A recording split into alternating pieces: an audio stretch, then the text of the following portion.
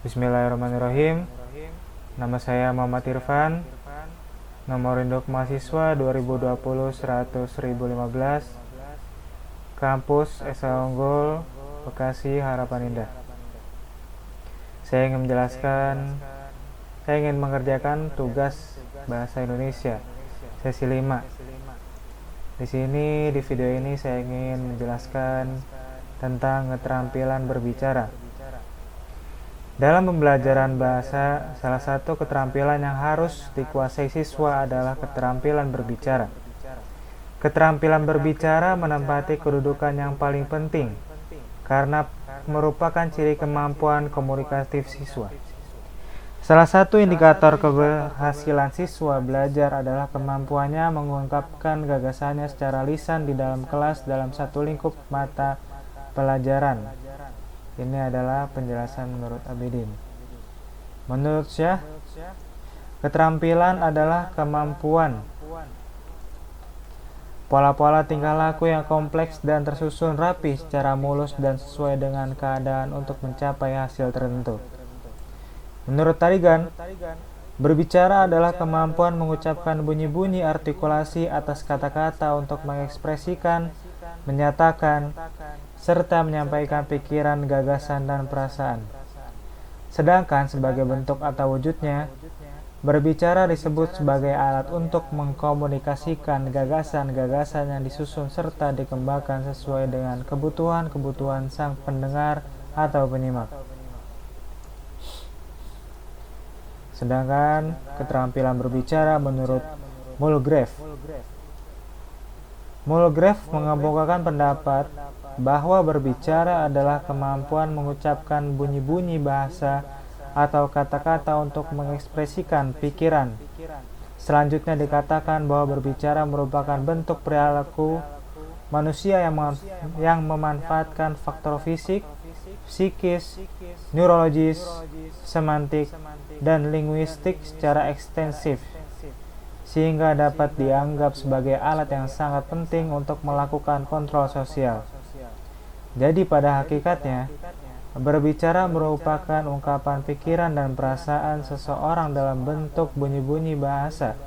Sedangkan keterampilan berbicara adalah keterampilan mengucapkan bunyi-bunyi artikulasi atau mengucapkan kata-kata untuk menceritakan, mengekspresikan, menyatakan, menyampaikan pikiran, gagasan, dan perasaan kepada orang lain dengan kepercayaan diri untuk berbicara secara wajar, jujur, benar, dan bertanggung jawab, serta dapat menghilangkan masalah psikologis seperti rasa malu, rendah hati, berat lidah, dan lain-lain.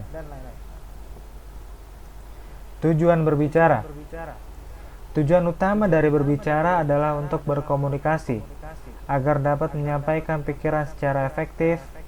Seyogianya lah seorang pembicara memahami makna segala sesuatu yang ingin dikomunikasikan.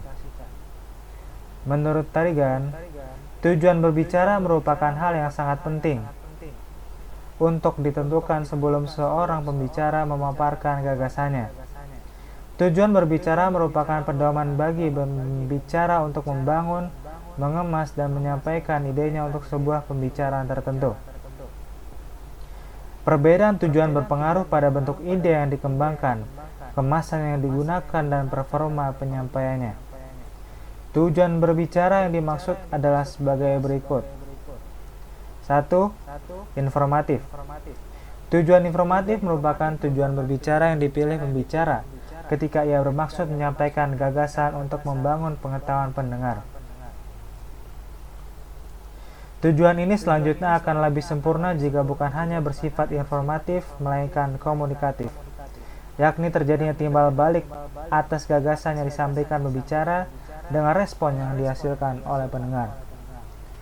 Tujuan berbicara jenis ini merupakan tujuan yang paling dominan dilakukan dalam kehidupan sehari-hari, seperti menerangkan sesuatu, menjelaskan proses, konsep, dan data, mendeskripsikan benda, dan berbagai kegiatan informasional lainnya.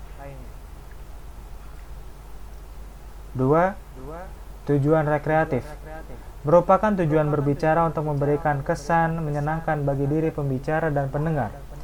Jenis tujuan ini adalah untuk menghibur pendengar sehingga pendengar menjadi merasa terhibur oleh adanya pembicara. Pembicaraan semacam ini biasanya berbentuk lawakan, guyonan, dan candaan. Namun demikian, bergosip juga merupakan salah satu bentuk pembicaraan yang bertujuan untuk hiburan dengan syarat tidak dilakukan dengan tendensi penghinaan, penghakiman, dan berbagai bentuk penekanan psikologis serius yang lain.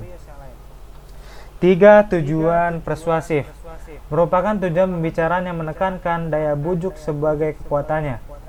Hal ini berarti tujuan pembicaraan ini lebih menekankan pada usaha mempengaruhi orang lain untuk bertindak sesuai dengan apa yang diharapkan pembicara melalui penggunaan bahasa yang halus dan penuh daya pikat.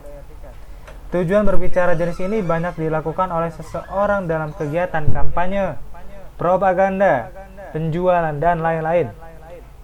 4. Tujuan argumentatif merupakan tujuan berbicara untuk meyakinkan pendengar atau gagasan yang disampaikan oleh pembicara. Ciri khas tujuan ini adalah penggunaan alasan-alasan rasional di dalam bahan pembicaraan yang digunakan pembicara.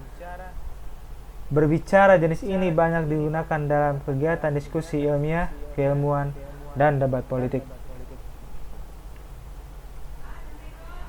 Manfaat keterampilan berbicara. Manfaat keterampilan berbicara. Hampir semua pembesar yang tercatat sejarah dan bos besar di dunia yang sangat terampil dalam berbicara. Contohnya Presiden pertama Indonesia yaitu Soekarno. Sebab berbicara adalah salah satu penyampaian gagasan dan menjadi sarana berbagai pengetahuan antar kelompok dan individu yang efektif. Manfaat keterampilan berbicara adalah 1. Komunikasi dengan antara individu dan kelompok menjadi lebih efektif. 2. Melancarkan pertukaran informasi. 3. Menambah kepercayaan diri, menambah karisma dan wibawa. Salah satu faktor mempermudah memperoleh pekerjaan, menambah level nilai dalam diri, bisa mendapat kepercayaan dari masyarakat.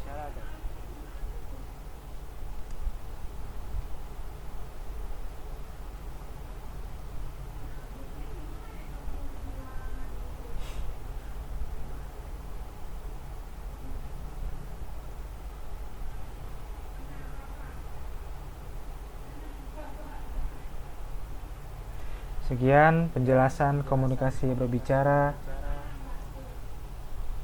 dari saya. Assalamualaikum warahmatullahi wabarakatuh.